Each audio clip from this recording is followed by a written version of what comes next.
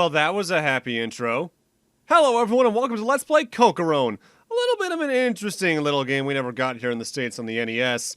And I should note I'm playing the fan translation that's been around for a good while at this point by Akujin. If I remember to, hopefully, I should put the link to that, at least in the description of this particular video. I'm not sure if I will in the future ones. So, let's not mess around. Let's just get right on into the game. My name is Tapir. I can create any dream. I'm the wizard of the dream world. So, what kind of dream do you want today? A fun dream, sad dream, pleasant dream, or a magical dream?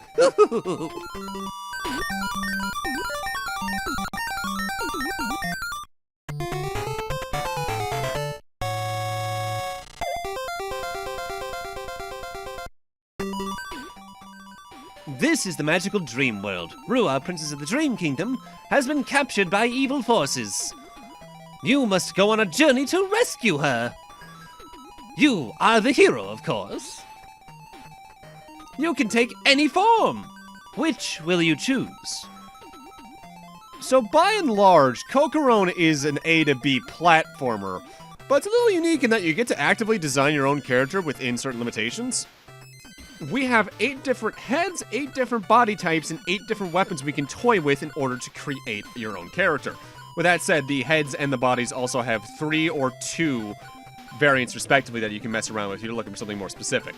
The big thing with the heads, honestly, is just that they are another way to gain weight or HP. Weight determines how high your character jumps. The lower it is, the higher they jump. But to counter that, usually lower weight things have less HP, which is relatively straightforward. The HP value is how much HP that part gives that particular character. So for instance, if you're looking for maybe a healthier character, go for something a little heavier. The bodies are a little bit more unique in that while there's only 2 variants, each of them has a special ability relevant to the type. Armor is relatively straightforward. If I recall, it's just, hey, you're a dude. Usually some high weight and HP. Wing, though, big special is that it can fly for a little bit if you hold the button after jumping. And from there you get to choose which of the 8 weapons you want. Each of them are honestly useful in their own regards, but I'm choosing Shuriken for this particular character because it's my favorite weapon type in the game. I'm not using it for every character because I want to show up as much of the game as I can, but Shuriken's just the best weapon down, bar none. And we're going to name our character here Lark because he's a boy. And from here, you also get to take a look at the stats outright. We'll talk about what power-ups means in a few moments. And then you even get to test around the character to see how they feel in your hands. I should know on the top left is our HP bar. The big block is a unit of 10, and then anything below that is the rest of it. So I have like, I think 16, 20, somewhere about there HP. And from there, you get to choose off your first level. This game is somewhat like Mega Man in that we have a bit of a stage select. But it's also a little bit not like Mega Man for a reason we'll get into as we get in.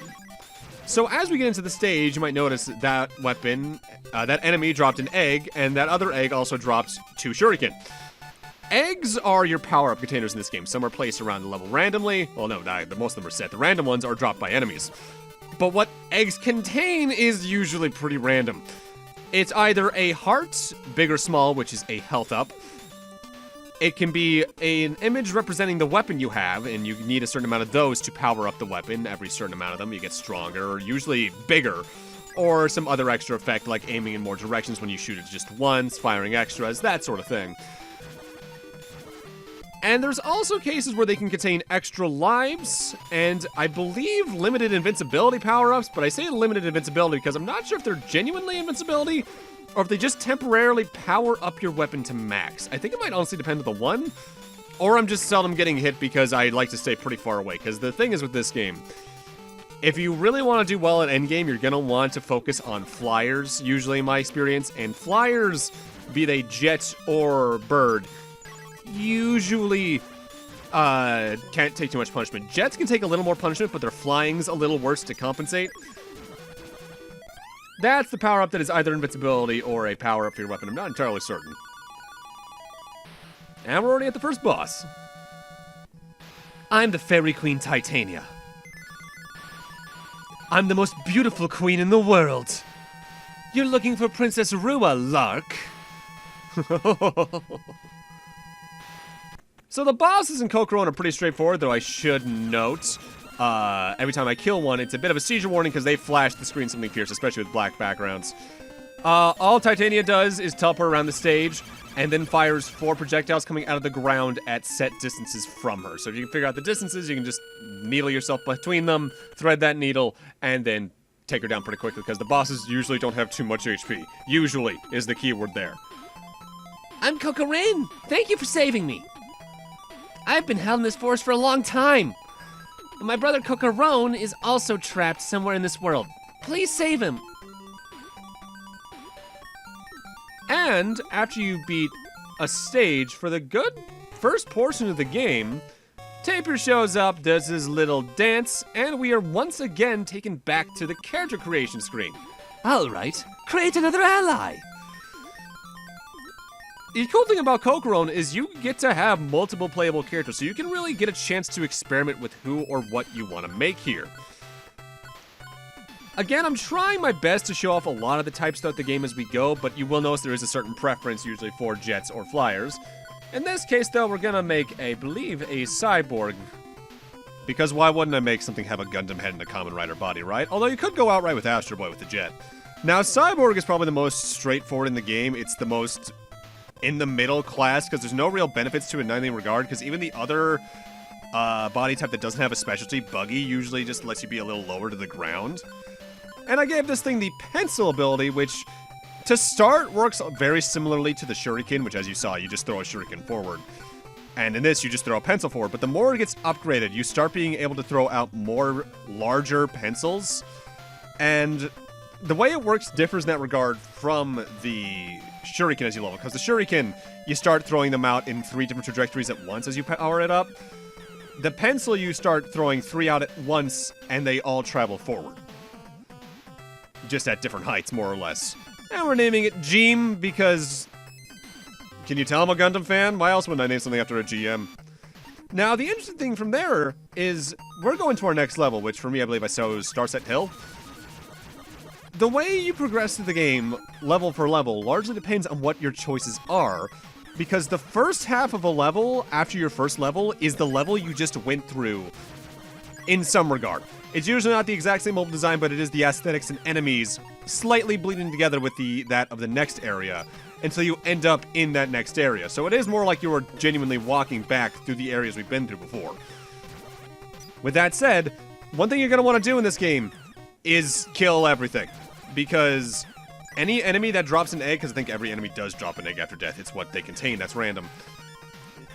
That's more chances for you to get your weapons upgraded. And you're going to want as many weapons at max upgrade by the end of the game as you can get, because it means the final stages are just going to be that much easier for you.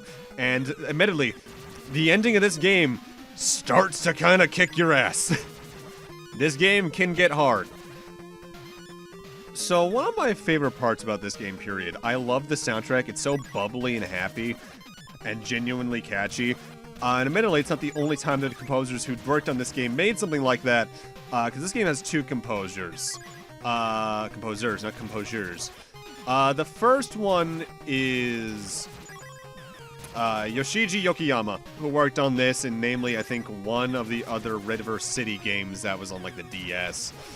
But the more famous one of the 2 composers is Takeshi Tateishi, who worked on Mega Man 2 alongside Manami Matsume, so like some of the most famous video game music of all time, he had a direct hand in. I think he also worked on like Metal Gear Solid 1 in some regard. But that's not the only Mega Man connection this game actively has. It was created and designed by the same person, Akira Kitamura, who left Capcom after Mega Man 2, went directly into working on this. Unfortunately, this game kind of flopped comparatively to its intended rival, which was Mega Man 3. So we didn't get any of the future games that were supposed to come out for this, because there were 2 other Cocoron games planned. One, I think, for the Sega CD, one for one of the various PC engines. And they looked more in-depth. Like, I think supposedly the Sega CD version was going to have, like, 16 different parts per, so over 4,000 different combinations of characters, which is ridiculous. And would have made making any kind of good LP on that hellish because of the amount of good combinations you could show off. I am trying to show off what I find are very good combinations compared to some people who, in eons of YouTube past took viewer suggestions for their character combinations, creating, let's say, a bad combination. Oh, that poor armadillo is just stuck. The collision in this game's a little wacky sometimes, namely on slopes like that, because you have another commonality with Mega Man 1 here, in that you have a little bit of momentum when you move. You don't stop exactly on a dime. You move for about a pixel or two after you stop, and if you're on a slope, you're just going to slowly move downwards. Your momentum gets a little weird on it. Also, penguins. We actually want to let these ones explode because they drop into 3 other penguins that are tiny, and each of those drops an egg. So it's better for upgrades or health recovery to let them pop, because then you get triple the rewards out of it. With that said, as you might have noticed, prepare to see a lot of cases where you probably just get hearts from enemy drops, because they are extremely common. I believe it is luck-based, what they drop. It's either that, or it's dependent on the frame, which might as well be luck-based.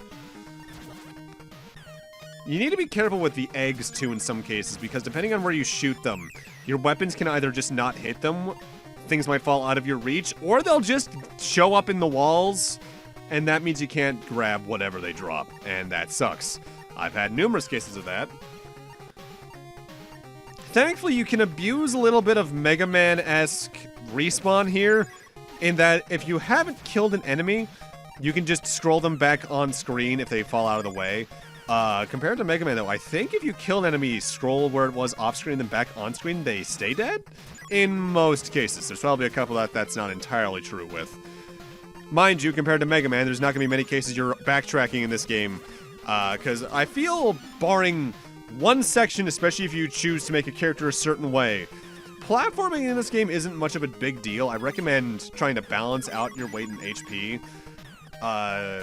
Generally, I'd say try to get an HP between 300 and 350 from memory, I think is where I tend to go, weight-wise. And this is what I mean about the pencil. Now it's getting bigger, but it's also firing 2 out, and it's hitting multiple altitudes.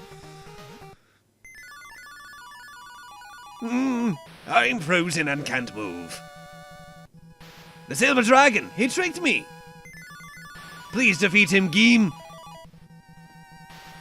There won't be any presents this Christmas if I'm like this. Fair enough. Second boss fight, or I guess the boss fight of this area, this isn't Starset Hill, this is the ice area, is a giant dragon made of ice.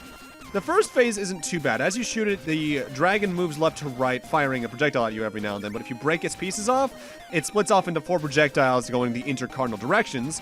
But eventually you break free the main dragon and it tries to ram into you, then fires 3 projectiles that are relatively wide directly at you.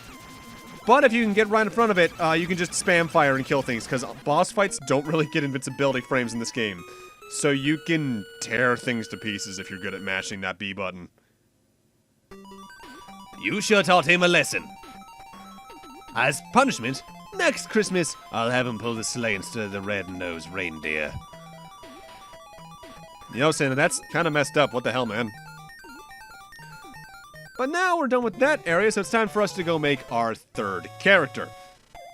You do want to try and split the uses of your characters, though, because unless you make one that's just intentionally a joke, you do want to get as many characters as high of a power as you can, just for those endgame stages. Again, I cannot stress that enough. The endgame stages are a little bit of a marathon. You want things to be as upgraded as they can be. So for this one, I'm gonna make something that's a little bit unusual for my playstyle. I'm gonna make a jet bird, who might be looking for his prey in some regards. But the interesting thing about this character is I'm giving them the flower weapon. The flower is a lobbing weapon. You throw it in the air and then it lands and explodes. But it's one of the only enemies, one of the only weapons in the game that actively does damage depending on how many frames it touches an enemy, because it does multiple hits. So if you can place that weapon really well, you can do an absurd amount of damage to normal enemies or boss fights. That said, again, the arc's a little bit harsh.